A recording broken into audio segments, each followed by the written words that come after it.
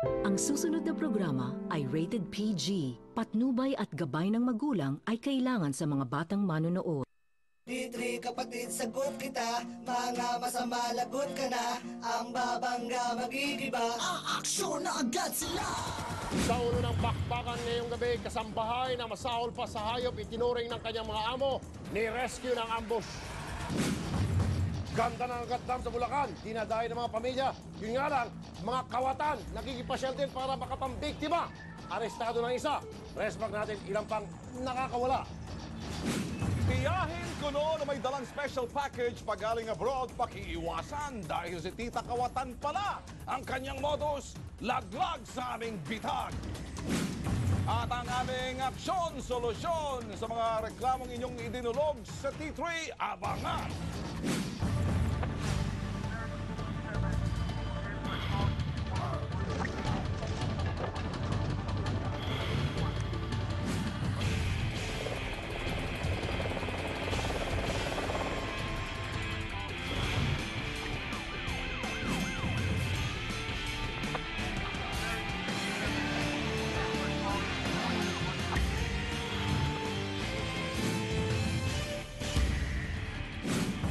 Magandang hapon mga kapatid, hindi namin tatapusin ang ligyong ito na hindi natatapos ang karumal-dumal na pang-abuso ng mga tiwali at doromo. Para matapos ng usapan, tatagpasin ang galamay ng kawatan at dudurugin ang utak ng katiwalaan. Kaya mga tol, i-plaster ang sarili sa harap ng TV, so sahurin ang solusyon sa inyong mga sumbong bago mag-weekend, uusok pa rin ng bakbaka na. Mga tiwali at pabaya, walang kawala, pananagutin, ambush. Minsan, mabuti pa ang aso itinuturing ng kapamilya ng amo. Isang 21 anyos na kasambahay ang itinuring ng amo na masahol pa sa hayop. Ang amo naman, todo tanggi sa paratang ng kumprontahin ng ambush. Kaya ipapakadena namin sa iyo o kayo ng DSWD. Umiiyak na lumapit sa T3 si Ginang Fe Masubay para isumbong ang pagmamalupit ng amo ng kanyang anak na si Mary Ann Masubay, 21 anyos. Sumbong ni nanay, mga kapitbahay daw ni Belinda Yeves at asawa nitong si Patrick Parada ang nagsumbong sa kanila ukol sa pagmamalupit kay Mary Ann. Gusto ko po sir, makuha ko po sir, maawa na kayo sa akin. Mismong kamag-anak na mag-asawa na dating nakatira sa kanila ay kinumpirma rin na hindi niya matiis ang pagmamalupit ng dalawa kay Mary Ann. Sinasabunutan po pag kaunting mali lang, ganun, pag nagkakamali, sinasaktan, sinatadyakan sa harapan ng Nazareno, ganun, sinusuntok. Na-record sa surveillance camera ng T3 nang subukang kunin ng pamilya si Mary Ann pero hindi pumayag ang mag-asawa dahil may utang para ang biktima. Ano nga yun? Ano nga mga problema? Mga nasira niyang gamit. Magkano ba ang dapat yung bayaran? 100,000 may good. Agad namin itong inilapit sa lokal na pamahalaan ng San Juan. Kasama ang DSWD, polis at barangay pinuntahan ang bahay. Pero wala ang amo maging ang biktima. Sa telepono, napapayag ang amo na dalhin si Mary Ann sa presinto. Doon, matigas ang pagtanggi ng among babae sa bintang. Panindigan niyo na. Dahil hindi ako nagmamaltrato. Hindi ako nagmamaltrato. Kanino nang galing nagmamaltrato? Mami na po si Renzo. Yung mga baklang tumira doon. Dali, kasi Kuya Bero, kasi Nanay Beth.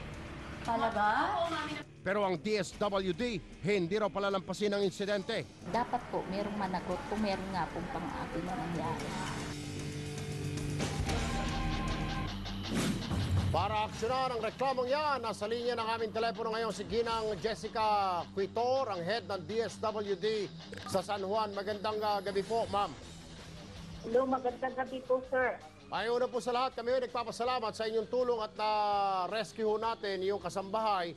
Pero ang tanong natin, ganun-ganun na lang ho ba yun, ma'am? Pwede bang sampahan itong amo ng abuse dahil sa ginawa niyang pagsusugat doon sa kanyang katulong, paggugupit ng buhok at pagkatapos sandamakmak yung utang, abay umabot ng 100,000 piso dahil nakakabasag daw ng mga baso plato? So actually, sir, yung bata po kanina is, kasi kagabi po, pinamedical na namin. So nakitan po namin, meron pong hindi po maganda ang naging result ng yung kanilang medical certificate. So yung bata, pinablatter na po yung case sa barangay at determinado po siya na isampa yung kaso. Actually, sir, nandito po yung bata nung nalaman niyang may phone touch, pumunta siya dito sa opisina. Okay. May tatanong po ako sa inyo, madam. Hindi lang kasi ito kauna-unang insidente na kung saan isang kasambahay ay minaltrato ng hustong. Ano po? And in so many cases, yun po inirefer po sa DSWD at sa Women's and Children's Desk. So far, wala pa po akong nababalitaan na may nakukulong po mga among abusado at mapang-api sa mga kasambahay. Meron na po ba?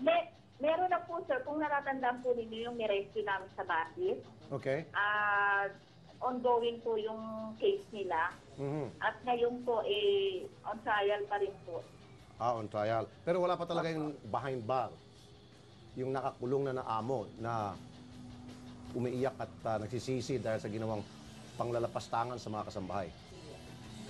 So far po, ito pa lang, itong case na to, yung sa Batis po, na kung saan yung inquit talaga naman nagmamakaawa dun sa bata, dun sa kasambahay. Pero ayaw pa rin po magpatinag ng kasambahay. Ma'am, siguro po, kailangan mag-sample na po kayo kasi every single day sa programa kong Wanted sa radyo, I receive complaints like that. Ano po, na mga kasambahay palang inaapi, binubugbog, pinapakulong na walang kasalanan, yung iba nire-rape pa. At nirefer po namin automatic sa WCD at saka sa DSWD. Pero for so many years na, pero hanggang ngayon po, wala pa akong nababalitang nakukulong na amo. Siguro po, baka nadadaan sa sana po, friendship. Ito nga, maging ano ng gusto yung ating yung ating complainant. Si Mary Ann po. Na patuloy pa rin po at maging determinado na magtuloy-tuloy po. Kasi karamihan po sa mga... Kasamahan po namin siya at tutulungan namin siya hanggang po kung ano po yung Ma'am, karamihan kasi sa mga complainant at mga kasambahay, kulang po sa pinag-aralan. Ano po? At galing pa probinsya, hindi nila alam yung kanilang mga karapatan. Siguro po, bago niyo po sila isalang para magsampa na ng kaso laban sa kanilang mga amo, kinakailangan po muna, i-seminar niyo muna sila, masabi sa kanila kung ano mga karapatan nila, and then iti-therapy niyo sila para yung trauma na nasa utak nila at dahil sa sinapit nilang kalupitan, matanggal at magkaroon sila ng kasloob na lumabas at talagang yung amo nila ay sampahan ng kaso. Ano Opo, yun nga po. Kaya nga po naglakas loob din siyang sabihin o naglakas loob din siyang kasuhan. Okay po. Sige po. Alright, Ma'am Jessica Quitor, sige po, asahan ho namin na tutulungan ho ninyo hanggang sa pagsampa ng kaso itong na-rescue ho natin na biktima. Maraming salamat po at magandang gabi. Ang importante mga tol, ito ay nasa piling na ng kanyang ina. At ito ay medyo sabi ng nanay niya, pagpapahingahin niya muna yung kanyang anak kasi gusto lang makatulong sa pamilya para pang gastos. Kung ako sa DSWD siguro mga tol, dapat mag-put up sila ng isang hotline para sa mga kasambahay na minamaltrato. Tawagan nila yung hotline na yon, yung parang crisis or something, kasambahay in crisis, pero may para sa kluluhan ng DSWD. Every single day, yung iba siguro hindi na susumbong dahil hindi nga alam kung saan magsumbong. Meron pong namamaltrato at nabubugbog, nakakalabos na kasambahay ng walang kasalanan dahil lamang sa, alam mo, bigyan kita ng kaso ng mga insidente. Yung amo, sasabihin ng amo, huwag ka muna umalis, walang kapalit sabihin ng kasambahay, hindi po, kailangan ko na po umuwi ng probinsya matigas ang ulo mo tatawag, pulis. Yung pulis na loko-loko. Sampa mo ito ng kaso, nagnakaw to, qualified theft. Kukulong ngayon. Pagdating sa kulungan, bubugbugin pa ng amo. May init ng ulo ko wala tayong mga pagalitan Kailan meron kailan babae. Mga babae at batang inaapi, may resback na kay Tol Raffy. Kalalakihang nag-aastig-astigan sa Bulacan, wanted ngayon lahat dahil sa pangingikil at panggugulpi sa nag-excursion sa kanilang lugar. Sige, isa-isay namin kayong naresbakan para palambutin sa preso. At ang mayor na ng Angat, dapat na rin kumilos. Hoy, pa-website pa kayo dyan. Wala naman pala kayong binatbat. Wala kayong binibigyan ng proteksyon sa inyong mga turista pupunta dyan. Mga Pilino. Mas kaya ang excursion ng pamilya na nauwi sa trahedya. Ito ang naranasan ng pamilya ni Bambi Lopez noong Marso 2009 sa Angat Dam. Nagpunta po kami sa Tibagan, Bustos para po ipasyal ang mga bata. Tapos po, lumapit po yung mga suspect sa amin. Hindi pa raw dito nagtapos ang karahasan. Ang lango sa alak at drogang si Crisanto Santos nangingikil raw ng pang-videoke na coins. Matapos mabigyan ng pera, dali-daling umalis ang pamilya sa kanilang cottage. Pero habang nasa daan, si Crisanto kasama na ang mga suspect na sina Jennifer Austria, Arnold Insangan, Alfred Cruz, Ronald Hernandez at Vincent Paraiso. Pero imbes na makipag-usap, sapak sa muka, pokpok ng bote at hataw ng upuan ang isinagot ng mga ito sa asawa ni Bambi.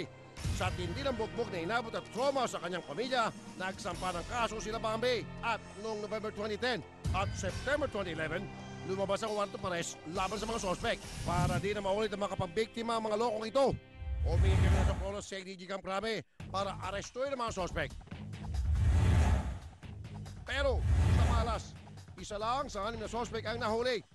Babala sa mga turistang madadayo sa lugar. Lalo pat hindi raw ito ang unang insidente na pananakit at pangaras sa mga dumarayong gusto lang makita sana ang ganda ng Angat Dam. Ang tanong, anong proteksyon ang mabibigay ng lokal na pamahalaan sa mga hinikahit itong turista dyan? Para aksyonan ang kaso ni Bambi, nasa linya natin telepono ang barangay chairman na si Lamberto Santos. Chairman Santos, magandang hapon po. Magandang hapon po. Chairman, hindi lang itong kauna-unang pagkakataon na nabalitaan namin na meron pong nabugbog dyan sa Angat Dam na yan, na mga namamasyal.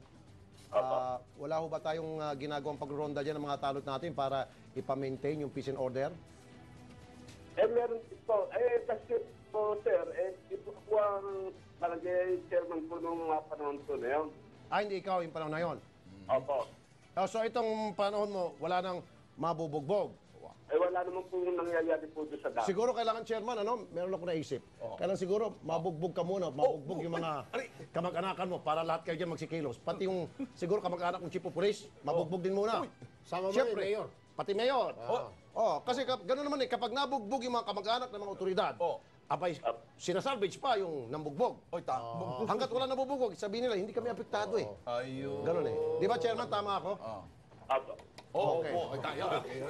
Salamat, chairman. Salamat. Okay, sige. So, chairman, kung gano'n hindi ko na pahabain. Chairman, ano pong gagawin niyo, chairman, para hindi na pumaulit to, sir, sa inyong watch, under your watch? Watch. Tulad nito, watch. Ito, watch. Ano ba ito? Meister? Meister watch. Chairman, bilisan niyo, baka mag-overtime mo kami. Ayos sa relo namin. Okay naman, wala kaming problema sa oras namin. Chairman, sige po. Ano pong gagawin niyo, chairman? Ano pong mahakbang? Maglalagay po ako ng talog sa sampo na yun. Hindi ko maintindihan. Ano po, chairman?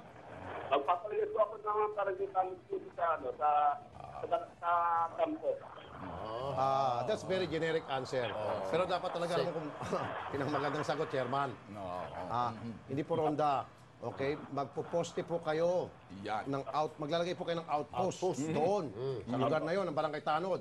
At kung pwede, body-body system, may kasama, katandem na isang pulis ang inyong barangay tuwing magro-ronda. Kasi yung mga barangay natin, ang dala lang batuta. Paano kung may kutsilyo at baril yung mga loko-loko? Di tatakbo yung mga tanod mo, which hindi ko mabiblame. Pero kung may pulis na may baril, matatakot yung mga loko-loko na kahit na may baril sila at may kutsilyo. Ano po? Siguro po, mag-request po ngayon para... Yes po, chairman. Yung mga barangay namin. Sige po. Alright po. Okay. Chapis, chairman, okay na. Sige po, chairman, asahan po namin ang inyong pinangako sa amin. Maraming salamat po, chairman. Mabuhay po kayo, chairman, sir. Have a good weekend, sir. Sa pagbabalik ng T3 sa modus racket ng isang dorobo ng papanggap na tiyahin para makakulimbat ng cellphone ang kanyang estilo bistado ng T3 Alamin. Sa bigwas ng T3, ang mga kasong inaksyonan at nasolusyonan sa loob lamang ng isang linggo. Abangan.